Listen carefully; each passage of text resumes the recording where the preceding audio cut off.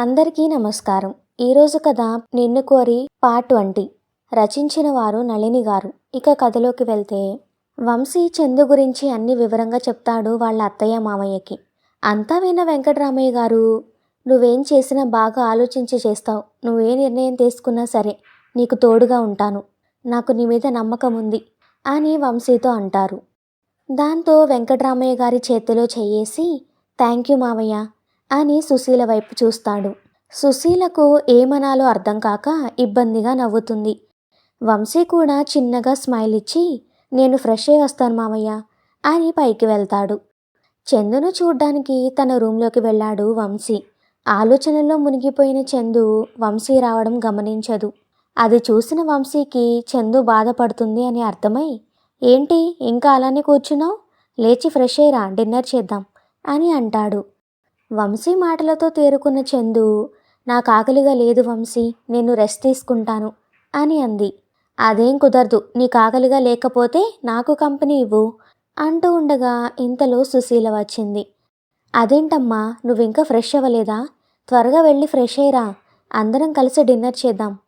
అలా ఆవిడ కొత్త పాత లేకుండా కలిసిపోయి తనతో మాట్లాడడం చూసి వంశీ వైపు షాక్ అయి చూస్తుంది చందు. తన వైపు చూస్తున్న చందు వైపు చూసి చిన్నగా నవ్వి అక్కడి నుండి వెళ్ళిపోతాడు వంశీ. సారీ ఆంటీ, మీ అందరినీ ఇబ్బంది పెట్టినందుకు అని అంటుంది సుశీలతో చందు. అయ్యో, అదేంటమ్మా అలా అంటావు? నువ్వు రావడం వల్ల మాకేం ఇబ్బంది? నువ్వేమైనా పరాయి దానివా? ఇంకెప్పుడు అలా మాట్లాడకు. మాకు మా సిరి ఎంతో, నువ్వు అంతే. సుశీల ఆ మాట అనడంతో చందు కళ్ళల్లో నీళ్లు తిరిగాయి. అది చూసిన సుశీల, పిచ్చి పిల్ల అని చందు కళ్ళు తుడిచి, అయినా ఆంటీ ఏంటి, ఆంటీ కాదు, చక్కగా పిన్ని అని పిలువు. ఇక నుంచి నీకు మేమందరం ఉన్నాం అని. సరే వెళ్ళి ఫ్రెష్ అయ్యిరా, డిన్నర్ చేద్దామని చెప్తుంది. సరే అని తల ఊపుతుంది చందు. దాంతో వెళ్ళిపోతుంది సుశీల. చందు రూంలో నుండి సిరి రూమ్ దగ్గరికి వస్తాడు వంశీ. తన రూంలో పడుకొని ఏడుస్తూ ఉంటుంది సిరి. ఇంతలో వంశీ రావడం చూసి కళ్ళు మూసుకొని పడుకుంటుంది. రూంలోకి వచ్చిన వంశీ సిరి అటువైపుకు తిరిగి పడుకొని ఉండడం చూసి తన వైపు వెళ్ళి నిలబడతాడు. వంశీ తన దగ్గరకు రావడంతో కళ్ళు గట్టిగా మూసుకొని దిండుని గట్టిగా పట్టుకొని కన్నీళ్లు బయటకు రాకుండా ఆపడానికి ట్రై చేస్తుంది సిరి. సిరితో మాట్లాడదామని వచ్చిన వంశీ తను పడుకొని ఉండడంతో తన రూమ్కి వెళ్ళిపోతాడు. వంశీ ఫ్రెష్ అయ్యి చందు దగ్గరికి వెళ్ళి తన్ని తీసుకొని కిందకి వస్తూ శ్రీ రూమ్ వైపు చూస్తాడు. తన రూమ్ డోర్ వేసి ఉండడంతో తను కిందకి వెళ్ళింది అనుకొని కిందకి వచ్చేస్తాడు. వంశీ వాళ్ళు వచ్చి కూర్చున్న తర్వాత సిరి కోసం చూస్తాడు. అక్కడ తను కనబడకపోవడంతో సుశీల దగ్గర ఉందేమో అనుకుంటాడు. అప్పుడే వెంకటరామయ్య గారు అక్కడికి వస్తారు. డల్లుగా కూర్చుని ఉన్న చందుని చూసి, చూడమ్మా, ఇది నీ ఇల్లు కూడా, మేమందరం నీ వాళ్ళమే. నీకెలా ఉండాలి అనిపిస్తే అలా ఉండొచ్చు. అంతేగాని నీకు అమ్మా నాన్న లేరని ఎప్పుడు అనుకోకమ్మా. మేము నీ తల్లిదండ్రులు లాంటి వాళ్ళమే. నువ్వేం చేయాలనుకున్నా, ఏం చెప్పుకోవాలనుకున్నా మా ఇద్దరిలో ఎవరి దగ్గరైనా నువ్వు రావచ్చు. ఆ మాటలు విన్న చందు కళ్ళనీళ్లు పెట్టుకుంటుంది. దాంతో ఆయన చందు దగ్గరికి వెళ్ళి తన తల మీద చేయి వేసి, చూడమ్మా, వంశీ సిరితో పాటు నువ్వు మాకు మూడో బిడ్డవి. అలాంటి నువ్వు కళ్ళనీళ్లు పెట్టుకుంటే మేము చూడలేము. ఇక నుంచి నీ ముఖంలో ఎప్పుడూ సంతోషం కనిపించాలి, కానీ కళ్ళల్లో నీళ్లు కాదు అంటూ కన్నీళ్లు తుడుస్తూ, సరేనా అంటారు. సరే బాబాయ్ అంటుంది చందు. అది అలా ఉండాలి అంటారు వెంకటరామయ్య గారు. అదంతా చూస్తున్న వంశీకి ఒక పక్క సంతోషంగా ఉన్నా ఒక పక్క సిరిని చూడాలి, మాట్లాడాలి అని ఆత్రంగా ఉంది. ఇంతలో సుశీల కిచెన్ నుండి వచ్చి వాళ్ళ ముగ్గురిని భోజనానికి రమ్మని వడ్డిస్తోంది. సుశీలతో పాటు వస్తుందనుకున్న సిరి రాకపోవడం, సుశీల వాళ్ళ ముగ్గురికి వడ్డించడం చూసి, సిరి ఏదత్తయ్య అని అడుగుతాడు వంశీ. దానికి ఆకలిగా లేదంట వంశీ, తలనొప్పిగా ఉందని పడుకుంది అని చెప్పింది సుశీల. దాంతో వంశీకి కూడా భోజనం చేయబుద్ధి కాదు. కానీ తను లెగిస్తే చందు కూడా తినదేమోనని చందుదయ్యే వరకు కూర్చుంటాడు. తర్వాత చందుని తన రూమ్కి వెళ్ళి రెస్ట్ తీసుకోమని సిరి రూమ్ దగ్గరికి వెళ్తాడు వంశీ. అప్పటిదాకా డోర్ వేసి ఉండడంతో డోర్ కొడతాడు. సిరి డోర్ ఓపెన్ చేయదు. దాంతో, సిరి, డోర్ ఓపెన్ చేయి అని పిలుస్తాడు వంశీ. అయినా సిరి డోర్ ఓపెన్ చేయకపోవడంతో ఏంటిది, ఏమైంది దీనికి అనుకుంటూ అక్కడి నుండి వెళ్ళిపోతాడు వంశీ. సిరి గురించి ఆలోచిస్తూ ఎప్పటికో పడుకుంటాడు. ఆలస్యంగా పడుకోవడంతో లేటుగా లేచాడు వంశీ. దాంతో టైం చూసుకొని చాలా అయిందని ఫ్రెష్ అయ్యి సిరి దగ్గరికి వస్తాడు. సిరి తన రూమ్లో లేకపోవడంతో కిందకి వచ్చి చూస్తాడు. అక్కడ కూడా కనబడకపోవడంతో సుశీల దగ్గరికి వెళ్తాడు. సిరి ఎక్కడుంది అత్తయ్య అని అడుగుతాడు వంశీ. కాలేజ్కి వెళ్ళింది వంశీ. అదేంటత్తయ్య, నేను తీసుకెళ్ళేవాడిని కదా. అదే నేను అడిగాను వంశీ. బావ ఇంకా లేవలేదు కదమ్మా, నాకు టైం అవుతుంది, అసలే ఎగ్జామ్స్ జరుగుతున్నాయి, అయినా నాకు స్కూటీ ఉందిగా, ఎందుకు బావని ఇబ్బంది పెట్టడం అని అంది వంశీ. సర్లే గాని నువ్వు టిఫిన్ చేద్దు గానిరా అని పిలిచింది వంశీని. ఏదో ఆలోచనలో ఉన్న వంశీ సరే అని తన రూమ్లోకి వెళ్ళి ఫోన్ తీసి సిరికి కాల్ చేస్తాడు. కానీ సిరి కాల్ లిఫ్ట్ చేయదు. దాంతో కోపం వస్తుంది వంశీకి. అలా రోజు వంశీ సిరితో మాట్లాడాలని అనుకోవడం, సిరి వంశీకి ఆ ఛాన్స్ ఇవ్వకుండా తప్పించుకు తిరుగుతూ ఉంటుంది. ఒకరోజు సిరి ఫోన్కి మెసేజ్ చేస్తాడు వంశీ. కనీసం ఆ కృష్ణలాగా మాట్లాడైనా తను ఎందుకు అలా చేస్తుందో తెలుసుకోవాలి అనుకుంటాడు. కానీ ఎంతసేపు ఎదురు చూసినా సిరి ఆ మెసేజ్కి కూడా రిప్లై ఇవ్వలేదు. అలా ఒక వారం రోజులు గడిచిపోతాయి. అసలు సిరి అలా ఎందుకు ప్రవర్తిస్తుందో అర్థం కాక బాధపడుతూ ఉంటాడు. దాంతో మనశ్శాంతిగా ఉండలేకపోతున్నాడు. ఈ వారం రోజుల్లో చందు అందరితో బాగా కలిసిపోతుంది. వంశీ మీద తప్ప చందు మీద కోపం లేకపోవడంతో, పైగా తల్లిదండ్రులు కూడా లేకపోవడంతో సిరి కూడా చందుతో బాగుంటుంది. కానీ ఒంటరిగా ఉన్నప్పుడు మాత్రం వంశీ ఆలోచనల నుండి బయటపడలేక బాధపడుతుంది. అలా సిరి అందరితో బాగుండడం, తనని మాత్రం అవాయిడ్ చేయడం గమనిస్తాడు వంశీ. అది వంశీకి చాలా బాధగా ఉంటుంది. దాంతో సిరి మీద చాలా కోపంగా ఉన్నాడు. చెప్తానే నీ సంగతి, ఎన్ని రోజులు ఇలా చేస్తావో చూస్తాను అని అనుకుంటాడు. ఆ రోజు నుంచి వంశీ కావాలని సిరిని అవాయిడ్ చేస్తూ ఉంటాడు. సిరి ఒకరోజు మనసు బాగోక గార్డెన్లోకి వెళ్తుంది.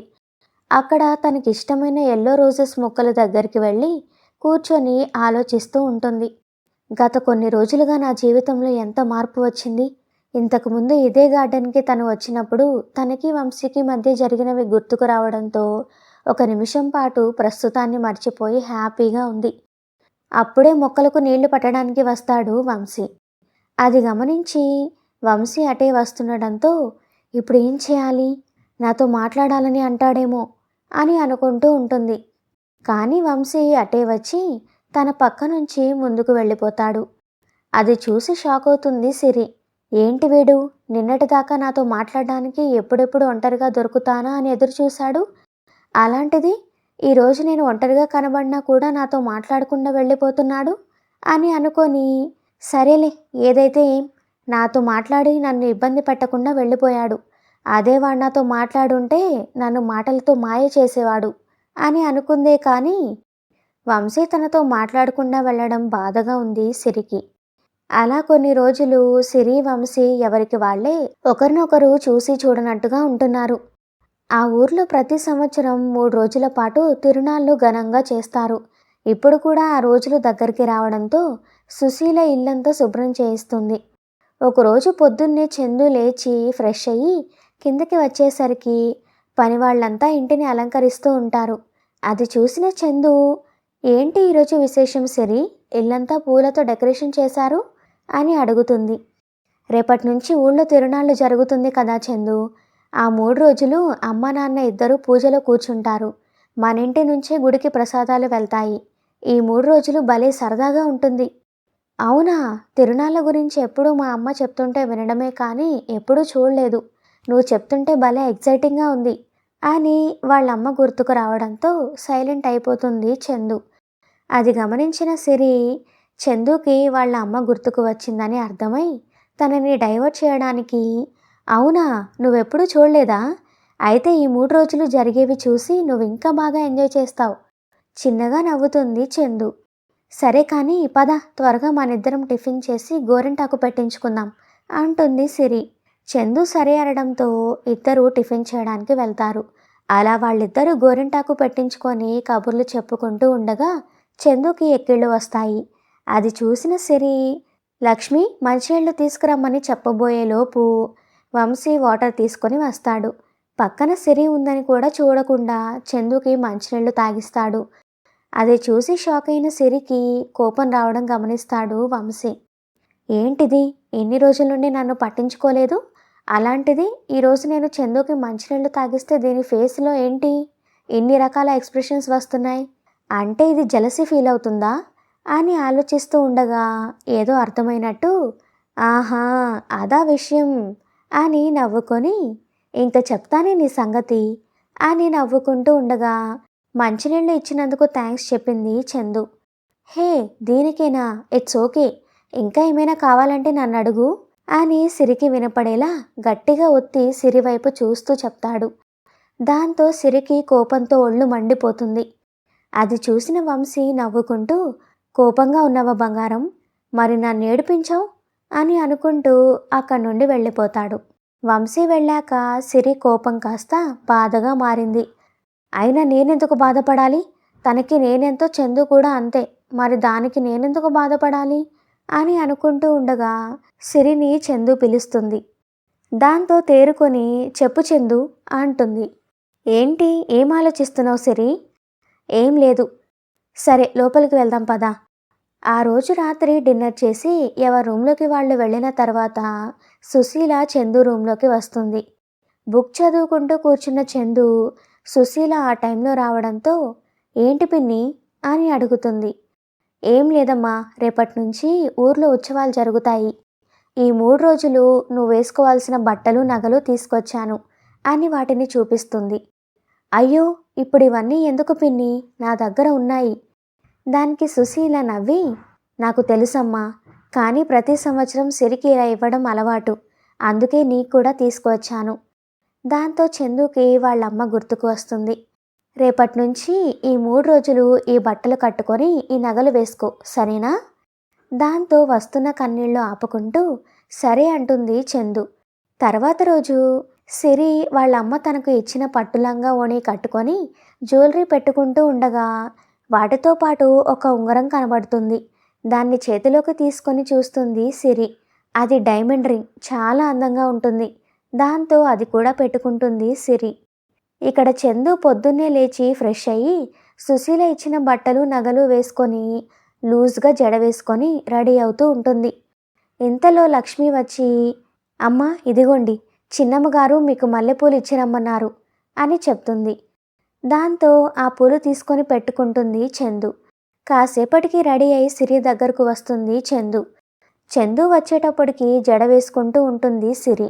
హాయ్ సిరి అంటూ లోపలికి వస్తుంది చందు.